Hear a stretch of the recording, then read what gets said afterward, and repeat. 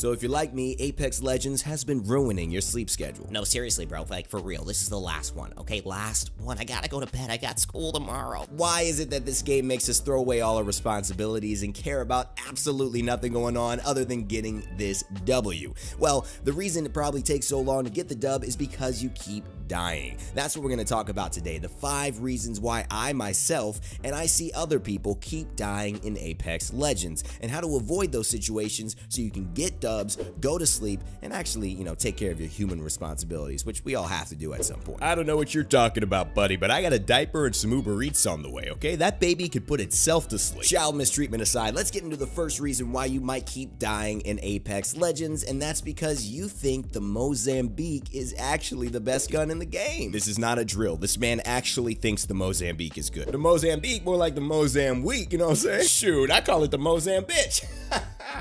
Woo.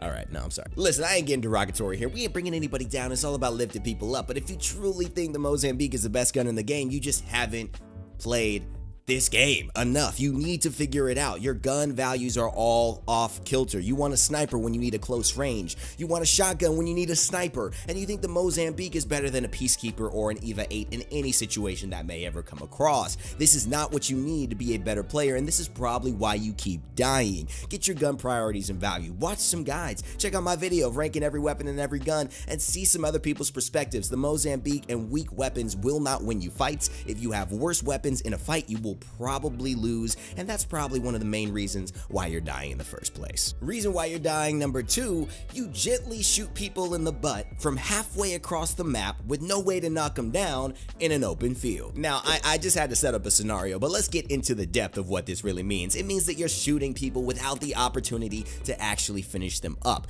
Rezzing is pretty easy in this game, especially with a lifeline, and what you do when you shoot people from that far is you let everyone else know what your position is. You should only be shooting at people if you can actually finish them or do something in that fight, but if you have to traverse the entire range of a map and go through hazardous areas, maybe even run away when the circle's closing in on you, there's no reason to take that shot. One of the biggest mistakes I see newer players do is they take shots when they don't need to, get their location revealed, and then better players try to circle in on them knowing exactly where they are. If your bullets are going to feel like a gun butt massage, like, just wait, brother, just wait. Go up, find a better angle. Do not reveal your location if they don't see you. It's a tactical advantage. By shooting far away but not confirming any kills or not making sure that your squad can then clean up that squad, all you've done is give away your advantage. This is a big mistake, and that's probably one of the big reasons why you keep dying. This makes so much sense to me, Rende.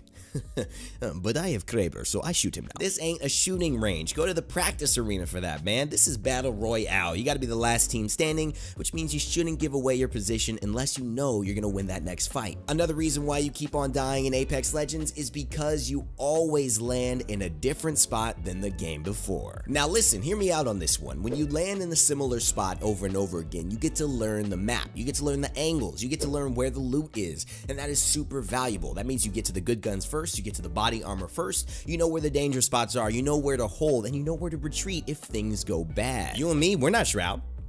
We're not Ninja. We're not Seagull. We can't land down in a hot zone with a Mozambique and no body armor and 1v3 an entire squad. That ain't us. I mean, if that's you, you should be watching this video. You're clearly not dying a lot. If you are watching this video though, then you cannot do those things. So you got to put yourself in a position to win these fights by getting better gear, by having better positions, and obviously having guns that are competitive to be able to take down at least a 1v1 or maybe a 2v1 if things get bad. If you land in a place like Skull Town or Market, there's a lot of loot. It's very specific as to where it is and what types of things spawn in those same locations, and also there's a lot of ways to wiggle around that fight if things go bad or to push if things go well. Learning those two locations gets you usually geared up with good loot, gets you good fights, and because they're relatively popular, but they're not always as chaotic as some of the hot zones or landing on ship. This is one of the big things that changed my experience, is that I just got familiar with a location, and then I became very confident fighting in it, knowing exactly where my enemies were going to be approaching me, and I started dying less. And once you learn Skull Town, once you learn Market, you can add another one to the contact list. Always able to go back to, and if you're ever feeling lonely at night, you could send them a little "you up" and see if they answer. You know what? So what? Yes, I did send a "you up" text to a map location, and it's 2019. I'm attracted to the map. Sue me. Sue me. Huh? You gonna do it? You're not. Alright, another reason why you might keep dying in Apex Legends is because your peripheral settings, your FOV, your FOV, your DPI are completely off. First, your DPI and your mouse sensitivity. Now, one of those things is in-game, one of those things is on your mouse. If you have a nice gaming mouse, you'll be able to adjust your DPI, usually in the software that comes with it. I have a Logitech mouse, a G903, so I go into my Logitech software, I adjust it to about, 250, 300, 350, 400. Those are my ranges of DPI on my mouse. Now, in-game, you also have sensitivity. Now, this is important because what you want to do is make sure your sensitivity is low enough to where you are not overshooting your target when you aim. If you find yourself like course correcting, maybe trying to go to the right, but then going past your target, your sensitivity is too high and you need to lower it. Let's be real. If you don't have the right DPI and in-game sensitivity combination, if you have a 60 Hertz monitor and you could have a 144 Hertz, if you don't have a big enough mouse pad, all of these things are going to mean you are worse at this game and is going to result in some moments where you die to a player who just has all that stuff figured out. Now, unfortunately, this is a tip that costs money, so you may have to buy a new mouse pad, new mouse, maybe a new monitor, but it will be worth it if you really want to get good at this game because this will improve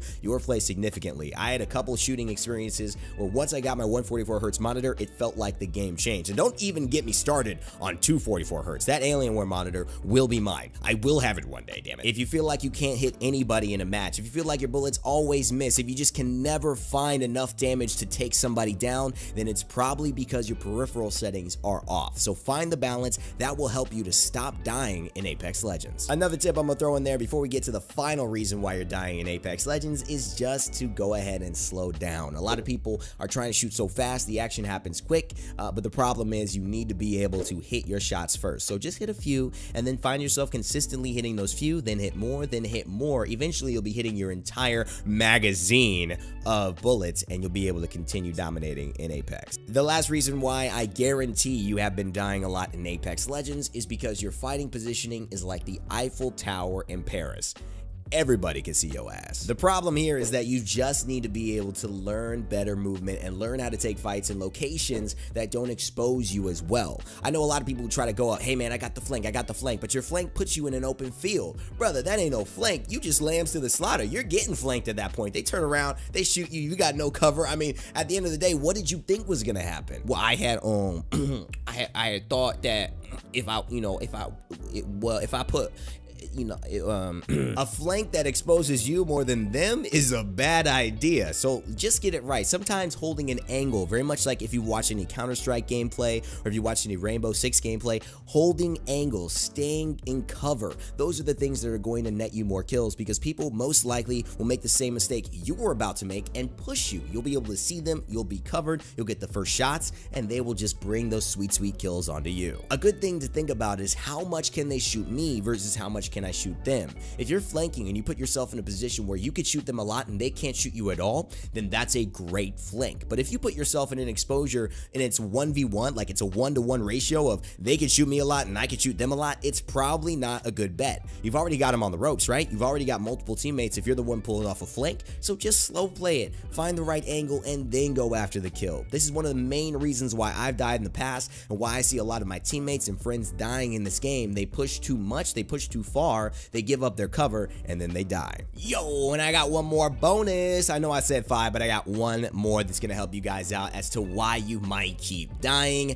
It's because you play in the caustic like a Bangalore. The Bengalese tiger prowling through the markets of Skulltown, trying to viciously stalk its prey and strike them down without a moment's delay. Oh wait, no, it's a relatively tall Caucasian man just running around with gas, throwing it at people expecting to kill them instantly. Oh, sorry, he's dead. That's not the way you want your special to end. A caustic is meant to set up in a room. A Bangalore can be on the prowl because she has that double time passive which makes her move so quickly. She has smokes that she could set up to buy some time and re-approach the fight or get out of the fight safely. The big point of this is play your class the way your class is meant to be played. A lot of people will be super aggro with a class that's more about setups or really passive with a class that's about being super aggro. This is one of the things I've seen that really holds players back in this game and could be one of the reasons, might be one of the reasons you, yourself, are dying in Apex Legends. With that being said, hopefully y'all enjoyed this video. I'm not going to try to make it too long, but I did want to give you that bonus tip and just say thank you for watching the content on the channel. But first off, thank you to everybody who's been subscribing and joining the channel lately. It's been awesome to be covering different games. Although I play Paladins and Smite, I work as a professional esports caster, and I'm in the gaming industry. It's great to be able to flesh things out on my YouTube channel and show you guys a different side of me. That humor, that education, that enlightenment, that fun that we could have together. Hopefully you guys stick around, find it enjoyable, and like sticking around for the content that I make. That's what it's all about. So if you do,